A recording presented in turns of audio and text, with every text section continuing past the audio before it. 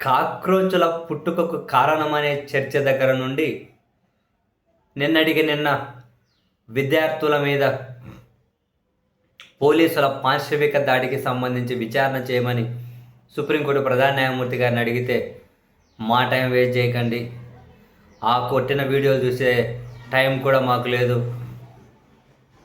ఈ విధంగా అన్నారు అనే కామెంట్స్ వరకు కూడా సుప్రీంకోర్టు అని మరీ ముఖ్యంగా ప్రధాన న్యాయమూర్తి గారు దేశంలో తీవ్ర స్థాయిలో చర్చల్లోకి వచ్చారు, తీవ్ర విమర్శలకు గురయ్యారు సీరియస్లీ. ఈ క్రమంలో విద్యార్థుల మీద లాఠీ చార్జీ అనే అంశానికి సంబంధించి చాలా పిటిషన్లు సుప్రీంకోర్టులో దాఖలైతే ఆ పిటిషన్లను విచారించినటువంటి ప్రధాన న్యాయమూర్తి నేతృత్వంలోని ధర్మాసనం ఇప్పటి వరకు వాళ్ళు చేశారు అనే వ్యాఖ్యలకు సంబంధించి ఏవైతే ఉన్నాయో వాటికి కరెక్షన్స్ చేపట్టినట్లుగానే ఉంది.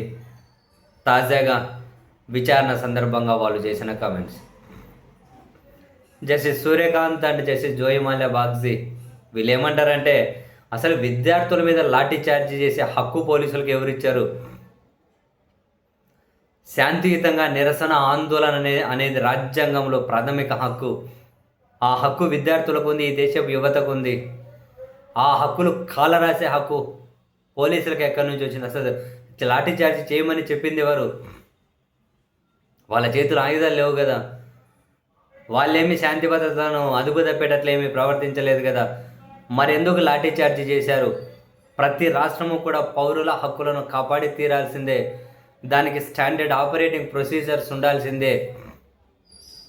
నిరసనలు చేస్తున్నారు అని, ఆందోళన చేస్తున్నారను పోలీసుల మీద పోలీసులు విద్యార్థుల మీద లాఠీ చార్జీ చేయడం ఏంటి? అండ్ అదే సమయంలో పోలీసుల హక్కుల మీద కూడా మాకు కాన్సర్న్ ఉంది, పోలీసుల మీద కూడా ఎవరు దాడి చేయకూడదు, హింసా మార్గాన్ని ఎన్నుకోకూడదు అని చెప్పి ఇక్కడ పోలీసుల మీద హింసా మార్గాన్ని విద్యార్థులు ఎన్నుకోలేదు.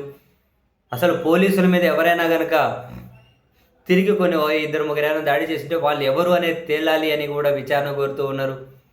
పోలీసుల ముసుగులో మరికొందరు సివిల్ వ్యక్తులు విద్యార్థుల మీద దాడి చేశారనే దాని మీద కూడా విచారణ కోరుతూ ఉన్నారు.